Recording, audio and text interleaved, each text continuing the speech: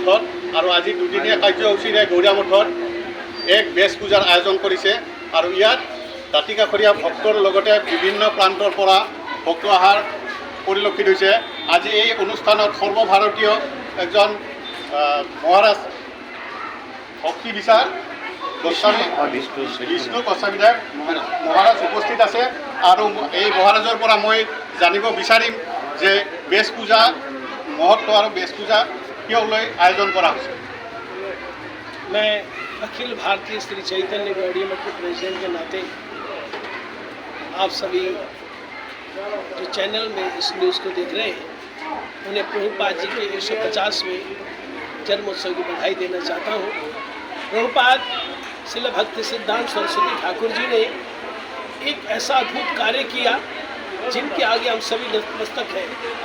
हमारे पूर्वजों द्वारा कुछ गलतियां हुई, जैसे जाति पाति को बड़ा बढ़ावा दिया गया, छोटी जाति को बिल्कुल अपने बरामदे तक भी नहीं आने देते थे, उनके हाथ से पानी खाना नहीं खाते थे, जिसके कारण वो छोटी छोटी जातियां हमसे अलग हो गई।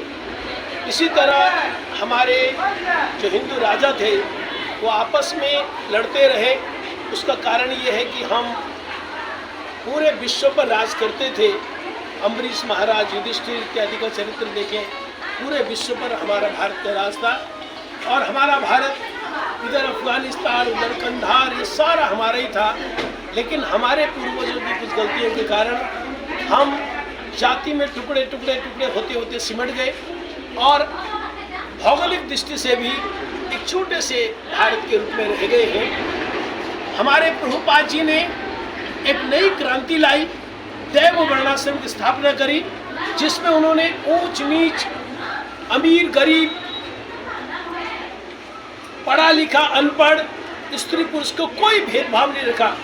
उन्होंने बताया कि हम सब भगवान श्री कृष्ण के नित्य दास हैं और हरिनाम संकीर्तन के झंडे के नीचे हम हर जाति के, हर वर्ग के, हर स्तर के लोग, इवन भारतीय नहीं पूरे विश्व के लोग इसके नीचे एकत्रित हो सकते हैं।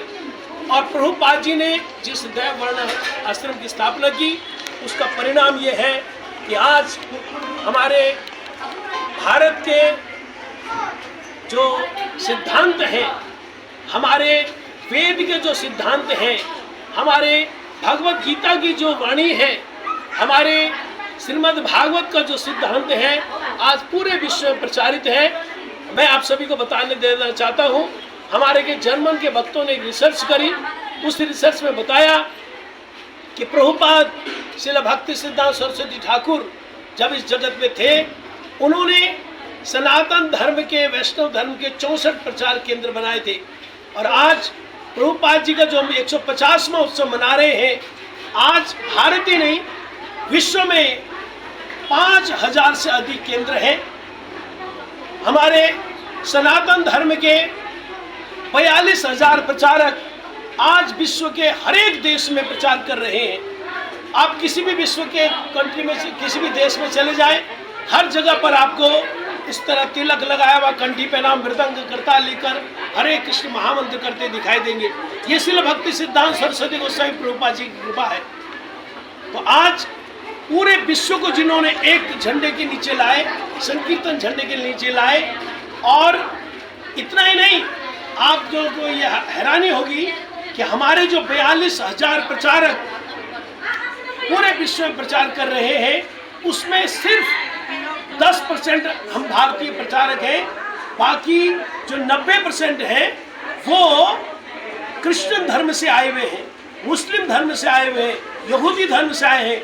उन्होंने हमारे सनातन धर्म को इतना बढ़िया समझा, विलिंगली वो इसमें आए और सिर्फ आचरण नहीं कर रहे, इस समय वो हमारे सनातन धर्म का प्रचार कर रहे हैं। तो आज प्रभुपाद जिनके कारण पूरा विश्व एक झंडे के नीचे एकत्रित हो रहा है।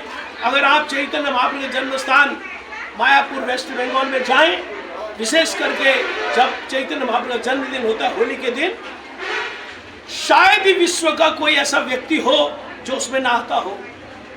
ईस्ट, वेस्ट, नॉर्थ, साउथ, काले, गोरे, पीले, चपटी नाक, सीधी नाक, ऊंची नाक, लंबे, छोटे, हर देश के लोग चैतन्य महाप्रभु के जन्म स्थान पे मायापुर एकत्रित होते हैं।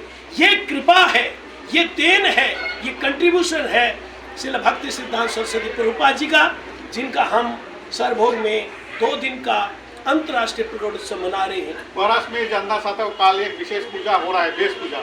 हम लोग ये पहली बार सुना हूँ और बाकी आपका भक्तों में सुना है कि बेस पूजा हो रहा है, आज से कल आदमी ज़्यादा हो रहा है। ये बेस पूजा क्या है?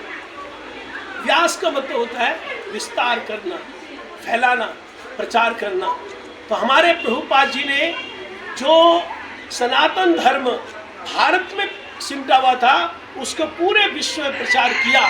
इसलिए प्रभुपाद जी के जन्मदिन की पूजा को व्यास पूजा कहते हैं, और ये हर साल उनके जन्मदिन में होती है। लेकिन इस बार विशेष इसलिए है क्योंकि प्रभुपाद जी का 150वां ये प्रकट उत्सव है, और ये अंतर्राष्ट्रीय स्तर पर ये सेलिब्रेट हो रहा है। मैं आपको बताना चाहूँगा, हमने जब ये प्रभुपाद जी का 150वां उत्सव सेलिब्रेट करना शुरू किया, 3 साल का ये है, इसका उद्घाटन हमारे प्रभुपाद जी का जो जन्म स्थान है जगन्नाथपुरी, वहाँ पर सेलिब्रेट किया गया, जिसके उद्घाटन के लिए उस समय हमारे जो राष्ट्रपति थे माननीय रामनाथ कोविंद जी, उन्होंने उद्घाटन किया। 2 घंटे हमारे साथ रहे, प्रभुपाद जी के जन्म स्थान में प्रभुपाद जी का पूजा की, प्रभुपाद जी के बारे में महत्व से सुना, अपने भी विचार प्रभुपाद के बारे में दिए।